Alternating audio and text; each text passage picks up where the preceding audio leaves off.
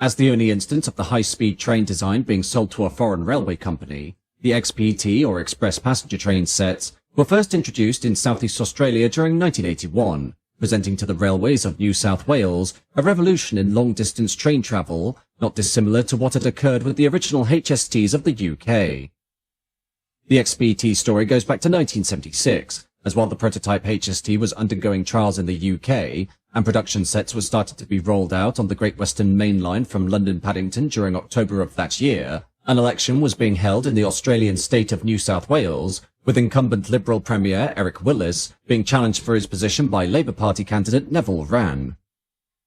The premiership of the Liberal Party was one mired in unpopular controversy, following the retirement of four-term Premier Sir Robert Askin in January 1975, his replacement, Tom Lewis, being dropped as Premier after only a year, due to his appointment of the Liberal Mayor of Albury, Cleaver Bunton, into a senatorial position previously occupied by Labour member Lionel Murphy, a move which sparked outrage across both sides of the political spectrum and saw him ousted through a vote of no confidence in favour of Willis. Amid the crumbling image of the Liberal Party, Wran, as the Labour Party candidate, committed his prospective government to revitalising the ageing infrastructure of New South Wales, most notably the railway system, which comprised a mixture of high-density commuter services into and out of Sydney and long-distance express trains which travelled to the Australian capital of Canberra and other regional centres such as Newcastle and Broken Hill. The operation of the railways, together with bus and ferry services in New South Wales, have been undertaken by the Public Transport Commission, or PTC, since its formation in October 1972 under the Public Transport Commission Act, this being a state-owned organisation which, controversially, had enacted large cutbacks in track mileage and services in order to reduce costs while under the control of first Chief Commissioner Philip Shirley, who, in his previous capacities, had been involved in the beaching cuts of the British railway network during the 1960s. By 1976, the PTC operated an increasingly decrepit fleet of rolling stock, which largely dated back at least 20 years, including loco-hauled passenger services powered by 1950s-built 4.2 and 4.4 class cab units derived from the electromotive diesel F9s of North America, while on the run between Parks and Broken Hill, the Silver City Comet diesel multiple unit, an Art Deco stainless steel express train reminiscent of the Burlington's Pioneer Zephyr, continued to ply its trade over 40 years after it had been first introduced. The most modern equipment in PTC's arsenal was the 1972-built S-sets constructed for the Sydney commuter service by Commonwealth Engineering, or ComEng, which were notable for having no air conditioning and thus earned the name of sweat sets. Owing to the continued stagnation of the railway system in New South Wales and the ineffectiveness of the PTC to introduce significant improvements in order to win back passengers from domestic air services and the Australian National Highway System, Wran, who had won the 1976 state election with 49% of the vote, ordered the PTC to undertake early studies into potential upgrades to railway operations in the state, primarily on the longer distance expresses, which carried the heaviest burden of losses, while high-intensity commuter trains and freight trains were able to maintain a steady profit. In response, the PTC invited from January 1978 a series of tenders for 25 high-speed rail cars, which were similar to the Western Australian Government Railways WCE-class rail cars of 1971, these diesel units having been built by ComEng at their Granville works in New South Wales, in response to the opening of the standard gauge main line between Perth and Kalgoorlie in mid-1969. These 93-mile-an-hour machines, capable of completing the 406-mile journey in a mere 8 hours, and thus allowed for the replacement of the previous 14-hour Kalgoorlie overnight sleeping train with a daytime service called the Prospector, making it the fastest train in Australia upon the start of operations on November 29th of that year. However, while the WCE class had illustrated superb performance on the Prospector run, ComEng's eyes were drawn to the United Kingdom, where after just over a year in service, the Intercity 125 sets, also known as the high-speed train, had introduced a major revolution on long-distance journeys within Great Britain. The sturdy design of 2 power cars and 8 brand-new Mark III trailers, presenting incredible flexibility and reliability, while also delivering a superb 125-mile-an-hour service speed, bringing major regional centres such as Bath, Bristol, Peterborough and Swindon to within easy commuting distance of London. Seeing the remarkable success of the HST, which was reflected through a huge resurgence in passenger numbers on long-distance express services on the Great Western and East Coast main lines, ComEng submitted a tender for a brand-new express passenger train, which would be based on the fundamental principles of the Intercity 125, once a license to build a derivative design had been secured from British Rail Engineering Limited. These sets would comprise 2 power cars at either end of 5-car train sets, which would be propelled by D-rated versions of the Paxman Valenta power units from the British HST, tuning down their potential power output from 2,250 horsepower to 2,000 horsepower, and thus presenting a top service speed of 99 miles an hour.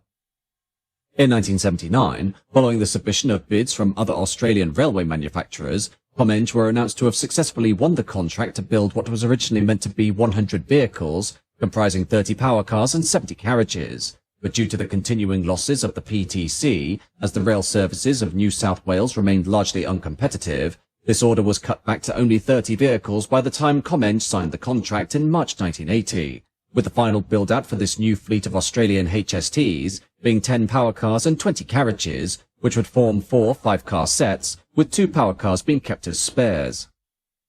Construction of both power cars and coaching stock would be undertaken at Comenge's Granville Works, while due to the Mark III carriage from the original HST not being suitable for the harsh conditions of the Australian railway system, a more robust design was developed, in which the trailers were built to a more Bud-inspired stainless steel aesthetic. The power car designs, meanwhile, differed from those of the British HST by way of being approximately 20 inches shorter and featuring a revised light cluster arrangement which included high-beam spotlights fitted to the cab roof, while the air filters and Marston cooling system were modified to cater for the hot and dusty Australian conditions.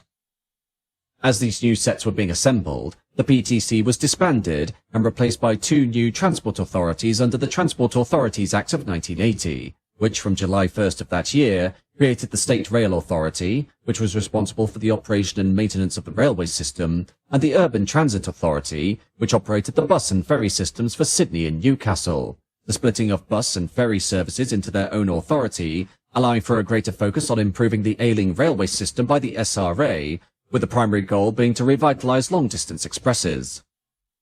In the end, the first power car and trailer underwent acceptance tests during August 1981, the trains being christened the name XPT or Express Passenger Train, and were outshopped in a red, orange and black livery, somewhat reminiscent of the newly introduced Intercity Executive colours that had been applied to the prototype Advanced Passenger Train or APT of the UK. The XPT would prove its worth on September 6th of the same year, when, during a test run to Albury, the first set achieved a top speed of 120 miles an hour between Tabletop and Yerong Creek, a speed record for Australian trains, which would remain unbeaten until May 1999, when a Queensland Rail electric tilt train achieved a top speed of 130 miles an hour. Entering revenue service from April 8, 1982, the first XPT operations began with the 288-mile Central West Express from Sydney to Dubbo, replacing 4.2 and 4.3 class locomotives and reducing the journey time to 6 hours and 30 minutes, while the Mid-North Coast XPT to Kempsey followed a month later, and the Riverina XPT to Albury in August.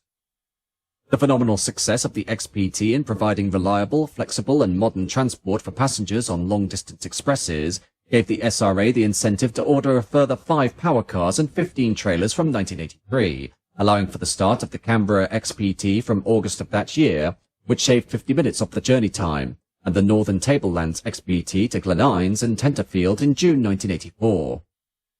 While the XPT was an incredible success, there were several early blunders by the SRA as part of their attempts to try and give these trains an air of exclusivity above the regular intercity service, including the implementation of a surcharge for passenger fares, which cost more than the ticket prices aboard locomotive hauled services, a move which was abolished in May 1985 after passengers preferred the slower but cheaper older stock to the more expensive XPT. At the same time, through the tightening of certain diagrams, one XPT set was allocated to an overnight service called the South XPT, which ran between Sydney and Albury, but this was axed in June 1985, as due to this train not having a dedicated sleeper service, the all-coach seating arrangement was unpopular among overnight travellers, and thus led to poor patronage. Furthermore, from October 1985, the Mid-North Coast XPT to Kempsey was axed, and replaced by the Holiday Coast XPT to Grafton, while the North Tablelands XPT was also cut back to Armidale, and only ran on alternate days, with a loco hauled set running on those days the XPT didn't. Proposals to extend XPT operations to Melbourne from February 1985 also being mooted, with the costs of running the service being shared by the state-owned operator of Victoria V-Line.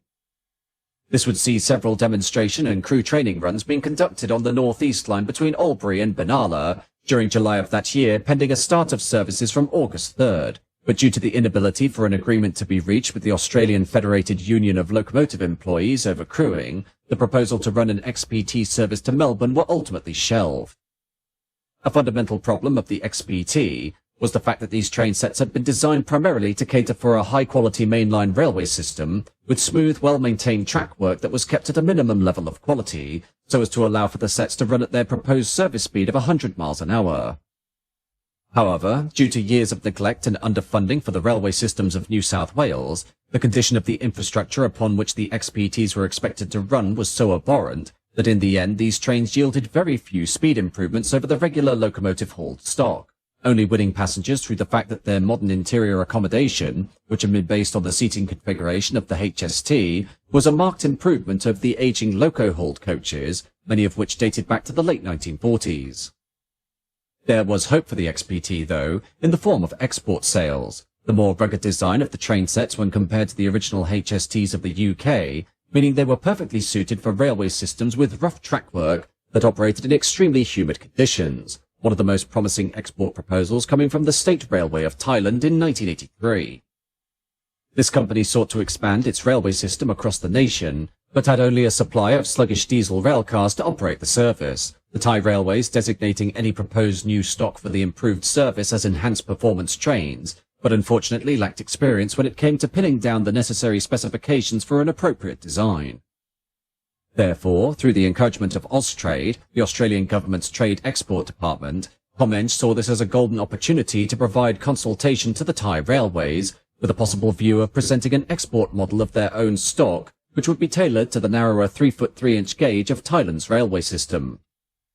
One drawback of the consultation, though, were limits to the speed at which the enhanced performance trains could operate on Thailand's railways, due to a propensity by the local population to create their own makeshift self-propelled handcarts and rail wagons, these lightweight homemade vehicles being easy to lift off the tracks and then re-railed in the event a service train was encountered. This trend among the Thai locals only being achievable due to the incredibly slow speed of regular trains. Amid potential discussions for Comenge's proposed train for Thailand being built by a local manufacturer, with shells and other components being shipped for final assembly in a factory outside Bangkok, the Thai Minister of Transport was incredibly enthusiastic about Comenge's proposal, and thus several Comenge engineers travelled to Thailand in order to measure the dimensions of the railway network so as to inform a bespoke design. The XPT, as the company's latest model and one which had been tailored to a rough or under-maintained railway network, was therefore considered the most logical option, the Comenge team proposing a meter-gauge variant of the train, which would retain the same fuel capacity by extending the power cars by a length of 8 foot 10 inches, while a 3-bogie wheel configuration would be adopted in order to keep the train within the Thai Railway's axle load limits.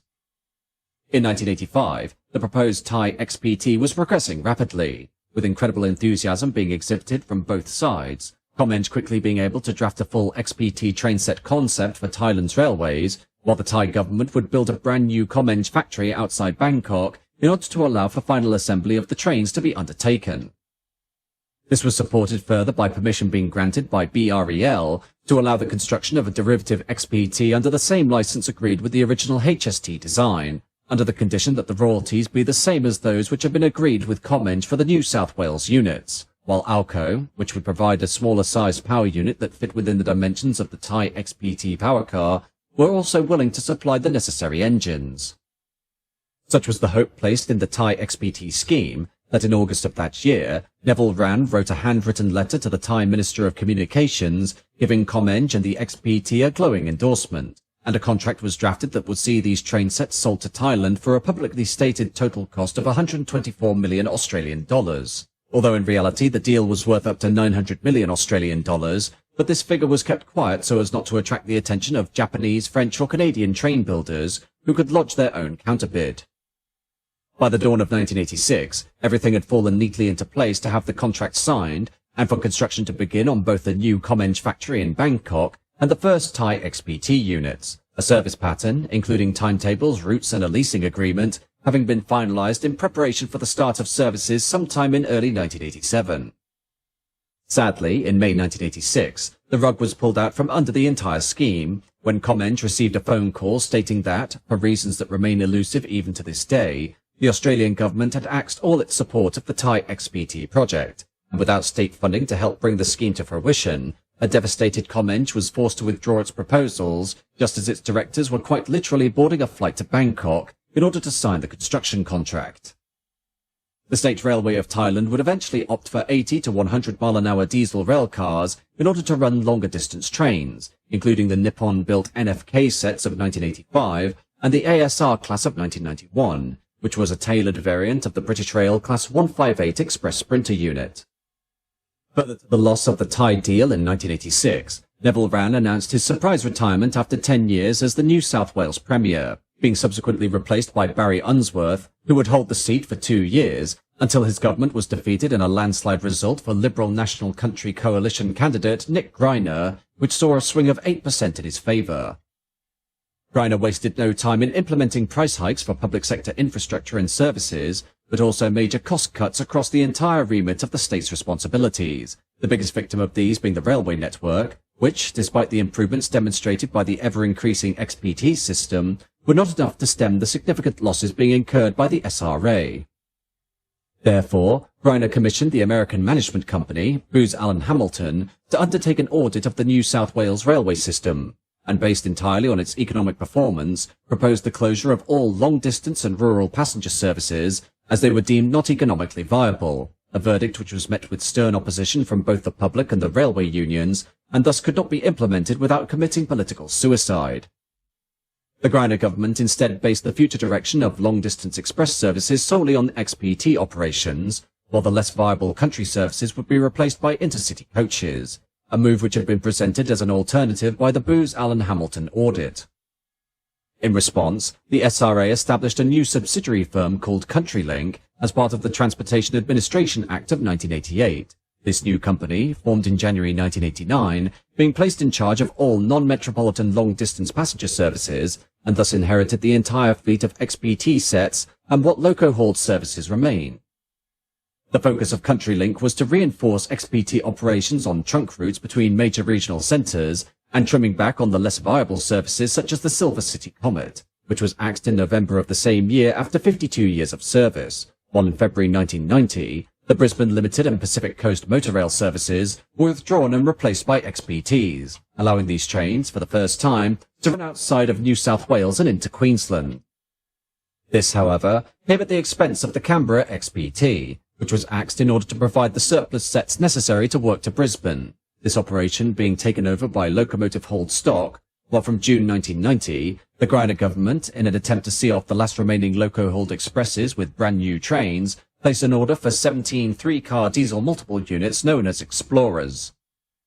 These were built by ABB Transportation at their Dandenong works, and were introduced on the Armadale and Marie services, as well as replacing long-distance coaches on the Canberra run, allowing for the release of an XPT set to work the Grafton Express, improving its diagram from weekly under loco-hauled operation to daily with the XPT. Explorer sets entering service in October 1993, followed by an order for 4 additional sets from November 1994. In addition, having noted the failure of the XPT to provide a viable sleeper train alternative with coach seating only, the government announced that, for the Brisbane and Murwillumbah runs, as well as another potential stab at a service to Melbourne, a set of 8 brand new dedicated sleeping coaches would be ordered from ABB during October 1990, which would include compartments with day bench seating and fold-down bunk beds for overnight runs. These carriages would eventually be delivered in 1991, alongside 4 new power cars and 13 additional trailer vehicles, the construction cost of which would be shared by the New South Wales and Victorian state governments, the stylish Intercity Orange livery being replaced by a new Countrylink livery, which comprised white and two-tone blue. In the end, 19 XPT power cars and 61 trailers had been procured by the time the last examples were released in 1994, representing 80% of the original 100-vehicle order made back in 1979, while in November 1993, XPT operations between Sydney and Melbourne were finally made, with the start of an overnight service to replace loco-hauled trains. This was followed a year later by daytime XPT services, which formed an extension of the Riverina XPT from Albury, achieving what had originally been envisaged back in 1985 to connect the largest centres of New South Wales and Victoria, the Melbourne Daylight XPT completing the run in around 11 hours and performing 4 trips per day.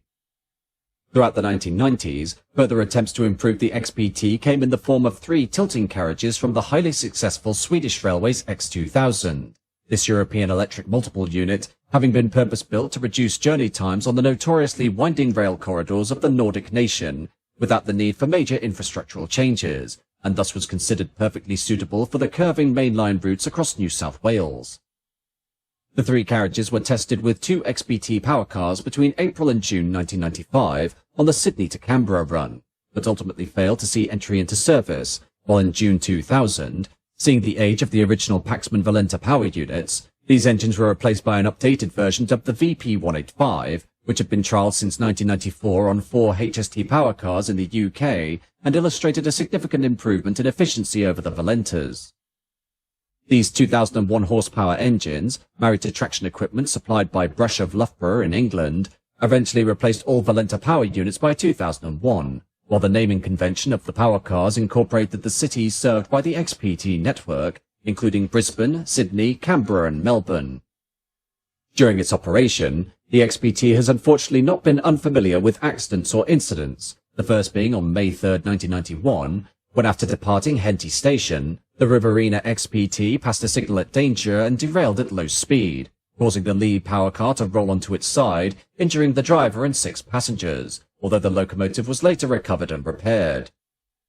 On January 27, 2001, the Riverina XPT was again involved in a crash when the set struck a car on a level crossing for the Olympic Highway at Gorogory, New South Wales, resulting in the deaths of all 5 occupants of the car and causing the derailment of the XPT set. This accident being one of several fatal collisions at level crossings across the New South Wales railway network, and thus led to a concerted effort by the railway authorities to replace as many grade crossings as possible with overbridges or underpasses, as was the case with the Olympic Highway at Gorogory, which was put onto an overpass in December 2005.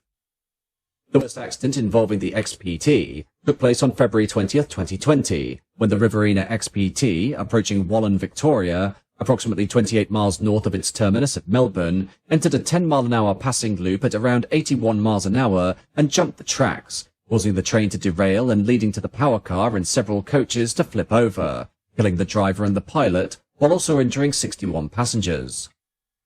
The investigation concluded that the basic cause of the accident was a management error, with poor risk assessment, particularly of the change of tracks in use at the Wallan loop, meaning that the train driver was unaware that the loop was being used, though despite the damage inflicted, the leading power car, XP 2018, was rebuilt and returned to service under the number XP 2019, and returned to regular work during 2023. Today, XPTs are used on services from Sydney to Grafton, Casino, Brisbane, Dubbo and Melbourne, with each set excluding the Dubbo XPT being rotated on a 7-day cycle to all of the remaining 4 destinations, while maintenance is conducted at the specially built XPT service centre near Sydenham Station, which was opened in 1981 alongside the introduction of the trains, the depot also providing maintenance to the Explorer rail cars and Endeavour units built by ABB in 1994. However, as part of the New South Wales state elections for 2015, the government of Mike Baird stated its commitment to replacing not only the XPTs, but also the 23 Explorer and 28 Endeavour sets, with Bombardier, CAF and Downer being shortlisted to build brand new train sets during 2017. The final winner of the bid to construct the replacement rolling stock was announced in February 2019 as Momentum Trains, a consortium of CAF, DIF Infrastructure and Pacific Partnerships, which will comprise a $2.8 billion Australian dollar order for 117 bi-mode carriages to form 29 forecast sets based on the CAF Civity design, each of which were due to commence operation from 2023. However, due to delays allegedly caused by requested design changes, the 2023 launch of the new trains was not met, while as of 2025, no set date has been confirmed as to the introduction of replacement rolling stock, while the New South Wales government has not ruled out the possibility of retaining XPTs even after the introduction of the new trains. Nevertheless, while the XPTs are now dogged by the uncertainty of either retirement or prolonged service amid the CAF order for new trains, one cannot understate the impact these superb sets have had on the operation of long-distance express services across New South Wales, Queensland and Victoria, as even though the conditions of the track work and a hesitancy by the state government stunted the overall potential of these highly versatile express trains, they were still able to provide an efficient, reliable and modern replacement to the aging loco-hauled stock that preceded it, mirroring the similar success story of the original HSTs of the UK by bringing a new era of speed and comfort to the long-distance passenger market.